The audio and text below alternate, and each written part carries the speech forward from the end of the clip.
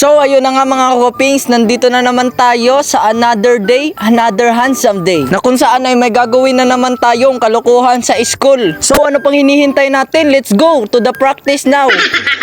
Yo, what's up guys? Shout out kay Nilo So ang gagawin natin, i-shoutout muna natin dito si Muyon. Binidyohan natin siya kasi ang gwapo niya dito sa time na to at sinasabihan siya ni ma'am dito. Ewan ko ano sinasabi niya. Sa part na to na video, binidyohan ko lang pala lahat ng mga kasama ko dito na magpa-practice. So first time practice ko lang to kasi ngayon pala ako nito nga eh. Special guest lang ako kumbaga dito sa practice na ito. Kaya natin doon din. Bakit kayo? Shout out.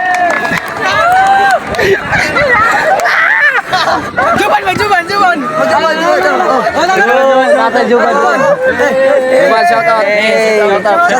Palutog kayo sa kuan si. May ingon mo sa Justin Magdalebo.